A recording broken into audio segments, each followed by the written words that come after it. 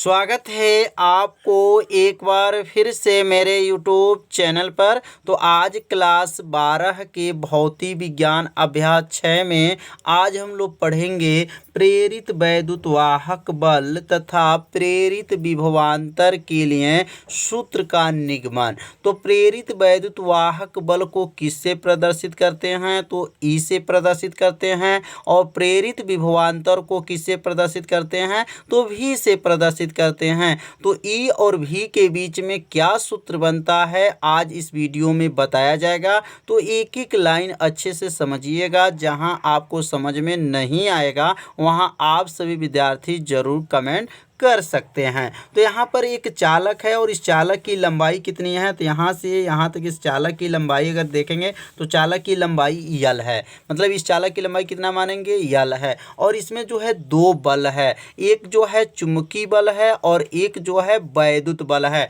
तो चुंबकीय बल को एफ एम माने मैग्नेट माने चुंबक होता है, और इलेक्ट्रिक माने जो होता है वैद्युत होता है। तो एफ ई दिखाएंगे और यह यहाँ पर एफ एम दिखाएंगे। तो यहाँ पर एफ एम ऊपर, यहाँ पर एफ एम नीचे रहेगा। ध्यान देंगे, प्लस में जो है पॉजिटिव में जो चुंबकीय बल ऊपर और वैद्युत बल नीचे होता है, और नेगेटिव में जो होता है माइनस में क्या होता है? वैद्युत बल ऊपर होता है और चुंबकीय बल जो है नीचे होता है। तो यह जो चालक है उसकी लंबाई क्या है? यल है। और ये जो क्रॉस का जो गुणा का चिन्ह बना हुआ है वह जो है चुंबकीय क्षेत्र की तीव्रता बताया जा रहा है कि इसकी जो है चुंबकीय तीव्रता जो है यहाँ तक है। तो समझ में आ गया होगा। चित्र जो बनाया गया है ये एक चालक है, उसकी लंबाई क्या है? यल है। तो यहाँ पे लिख सकते हैं कि माना चालक की लंबाई यल है और चुंबकीय क्षेत्र जो है इसमें उत्पन्न चुंबकीय क्षेत्र की तीव्रता क्या है? बी है। और इसमें जो बल है वैद्युत बल है और चुंबकीय बल क्या क्या है यहाँ पर माना में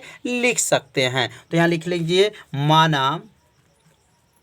माना चालक की लंबाई, माना क्या लिखेंगे? चालक की लंबाई, माना चालक की जो लंबाई है वह कितना है? तो माना चालक की जो लंबाई है, लंबाई क्या है? यल है।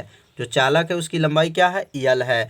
लिखेंगे उसमें उत्पन्न, लिखेंगे उस उत्पन्न जो है उसमें, यहाँ लिख लेंगे उसमें जो है उत्पन्न चुंबकीय क्षेत्र की तीव्रता, इसमें उत्पन्न जो है चुंबकीय क्षेत्र की तीव्रता क्या है? तो उसमें उत्पन्न चुंबकीय क्षेत्र की तीव्रता जो है बी है। उत्पन्न चुंबकीय क्षेत्र की तीव्रता क्या है? बी है। तीव्रता किससे प्रदर्शित करते हैं? बी से। बी है। उसमें लिखेंगे उसमें वैद्युत बल जो है, उसमें जो है वैद्युत बल, तो वैद्युत बल किससे दिखाते हैं? तो वैद्युत बल को एफ आई से, वैद्युत बल क्या है? F I. तथा लिखेंगे तथा चुंबकीय बल, लिखेंगे आपका यहाँ पर चुंबकीय बल क्या है? एफ एम है। चुंबकीय बल क्या है? एफ एम है। एफ एम है। तो अब इतना जो है कामा देने के बाद से अब आगे बढ़ेंगे। तो पहले माना को समझ लिए होंगे कि माना एक चालक है, उसकी लंबाई क्या है? यल है। उसमें उत्पन्न चुंबकीय क्षेत्र की तीव्रता बी है, वैद्युत बल एफ आई और चुंबकीय बल क्या है? एफ एम है। अब लॉरेंज बल का नियम आप लोग पढ़े होंगे। लॉरेंज बल का सूत्र क्या होता है? तो अब यहाँ लिख लेंगे लॉरेंज बल। तो लॉरेंज बल जो है किस में उत्पन्न होता है? तो चुंबकीय बल में उत्पन्न होता है। तो लॉरेंज बल आप लोग पढ़े होंगे, अभ्यास जो पिछले अभ्यास में बताया गया था लॉरेंज बल का सूत्र। तो लॉरेंज बल का जो सूत्र हम लोग पढ़े थे क्या था? एफ बराबर क्या है? क्यू है, भी है, बी है और क्या है? साइन थीटा है। ये किनका सूत्र है? तो लॉरेंज बल का सूत्र है। एफ बराबर क्यू भी बी साइन थीटा है। अब यहाँ थीटा बराबर कितने अंश का कोण बन रहा है? तो थीटा बराबर 90 अंश का कोण बन रहा है। कैसे? जो यह कितने अंश का कोण पे खड़ा है? लंबवत है। लंबवत मतलब 90 अंश के कोण पर है। तो यहाँ थीटा के जगह पे 90 रखेंगे। तो एफ बराबर क्या बना? क्यू भी बी साइन थीटा के जगह पे लिख लेंगे 90 अंश, साइन 90 अंश का। अब ध्यान देंगे और यहाँ जो यफ है यहाँ पर अब यफ यम लिखेंगे। यफ यम का नाम क्या है? चुंबकीय बल है। क्या नाम है? चुंबकीय बल। अब अगला लाइन लिखेंगे यफ यम बराबर हो जाएगा और यहाँ लिखेंगे क्यू भी बी साइन 90 अंश का मान क्या होता है? 1 होता है। साइन 90 अंश का मान आप लोग जानते होंगे। अब एक में जो गुणा कर लेंगे तो यफ यम का मान कितना आ गया? तो इसमें गुणा जब करेंगे तो क्या बनेगा? क्यू भी बी हो जाएगा।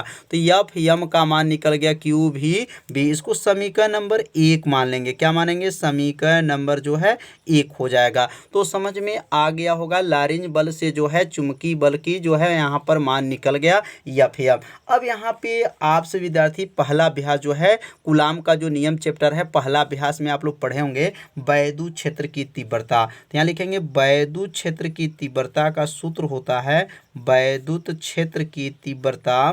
तो वैद्युत क्षेत्र की तीव्रता किससे प्रदर्शित करते हैं? तो वैद्युत क्षेत्र की तीव्रता को ई से प्रदर्शित करते हैं। किससे?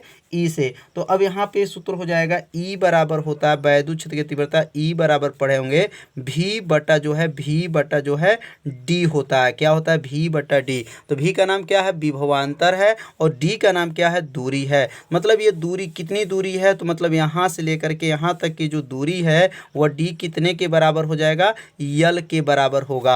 तो वैद्युत क्षेत्र की तीव्रता क्या होता है? विभवांतर बटा दूरी होता है। तो अब ये डी को हटा देंगे और इसके स्थान पे क्या लिखेंगे? यल। तो यहाँ लिखेंगे ई बराबर हो जाएगा भी बटा क्या हो जाएगा? भी बटा क्या हो जाएगा? यल हो जाएगा। तो भी बटा यल हो गया और बना इसको समीकरण नंबर क्या मान लेंगे? समीकरण नंबर 2 बन जाएगा।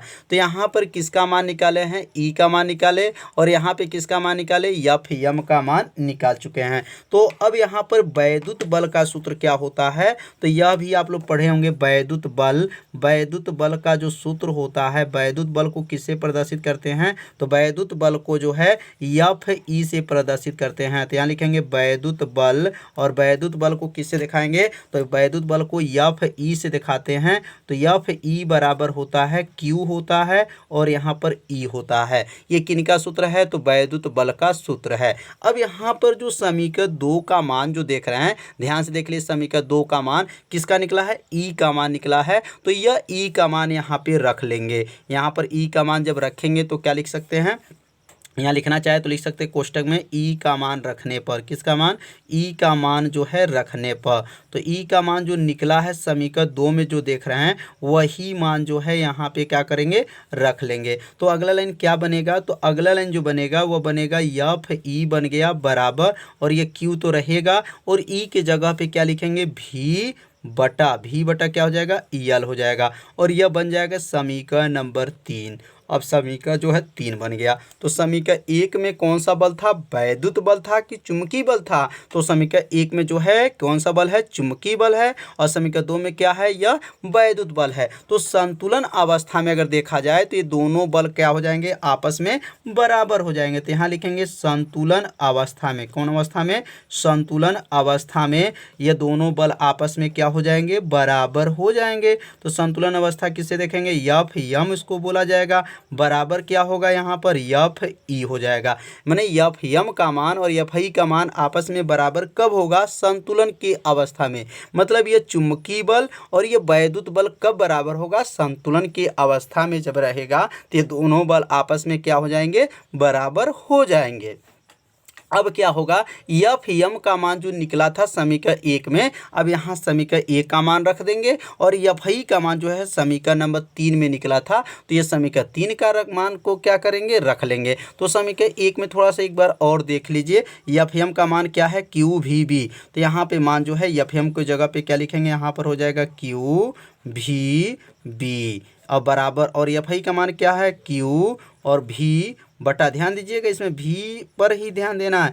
यह भी जो है वेग है और यह भी जो है विभवांतर है। क्या है? विभवांतर है। तो अब यहाँ पे क्या होगा? इस Q से Q को क्या करेंगे? काट देंगे। Q से Q को काट दिया गया तो बचा क्या? तो बचा यहाँ पर, यहाँ बचा भी बचा बी बचा बराबर हो गया और यहाँ क्या हो जाएगा? भी बटा क्या होगा? यल हो जाएगा। अब इसमें गुणा कर लेंगे। जब इसमें गुणा कर लेंगे तो क्या बनेगा? यहाँ गुणा जब हो जाएगा तो बनेगा भी बराबर हो जाएगा भी बी यल, क्या हो जाएगा भी बी यल हो गया। अभी किनका मान निकल गया, भी का। तो अब यह जो है मान निकला, ये प्रेरित वैद्युत वाहक बल जो है, अब यहाँ पे गणना करेंगे कि प्रेरित वैद्युत वाहक बल कैसे आएगा। तो यहाँ फैराडे ने क्या बताए थे कि जो प्रेरित वैद्युत वाहक बल होते हैं उसका मात्रक क्या होता है, वोल्ट होता है, और भी का भी मात्रक क्या होता है, वोल्ट होता है। तो यहाँ पे जो है अब क्या करेंगे, यह भी के स्थान पे, अब यह इन्होंने क्या किए, भी के स्थान पे हम लोग क्या लिख सकते हैं, तो भी के स्थान पे ई लिख सकते हैं, क्योंकि इसका भी मात्रक वोल्ट होता है और प्रेरित वैद्युत वाहक बल का भी मात्रक क्या होता है, वोल्ट होता है। तो अब यहाँ पे जो है, अब यहाँ जो है भी के स्थान पर जो है ई रख लेंगे, तो हमारा सूत्र बन जाएगा ई बराबर हो गया भी बी यल, क्या हो जाएगा, भी बी यल। ये किनका सूत्र आ गया, तो यह जो है प्रेरित वैद्युत वाहक बल का जो है सूत्र आ गया। तो समझ में आ गया, और किनके स्थान पे रखा गया है, तो यह जो है ई के स्थान पर भी का मान रखा गया, कि भी के स्थान पे ई रखा गया है। तो ध्यान दीजिएगा, भी के स्थान पर ई रखा गया है, तो भी का नाम क्या है, प्रेरित विभवांतर है, और ई का नाम क्या है, प्रेरित वैद्युत वाहक बल है। तो यह सूत्र का निगमन अच्छे से समझ में आ गया होगा। यदि आपको समझ में नहीं आया होगा तो वीडियो को एक बार और देखिएगा, जिससे आपको अच्छे से समझ में आ जाएगा। तो बस यहाँ थोड़ा ध्यान दीजिएगा, भी के जगह पे ई रखा गया है, भी का मात्रक होता है वोल्ट और ई का भी मात्रक क्या होता है, वोल्ट होता है। तो आज का वीडियो कैसा था, आप सभी विद्यार्थी जरूर कमेंट कीजिए, वीडियो को लाइक कर दीजिए। चैनल पर यदि आप पहली बार आए होंगे तो चैनल को सब्सक्राइब और घंटी दबाना मत भूलिएगा, क्योंकि यह लाइव क्लास आपके लिए ही चलाया जा रहा है। तो अब मिलते हैं अब अगले भाग में, तब तक के लिए सभी विद्यार्थियों को नमस्कार।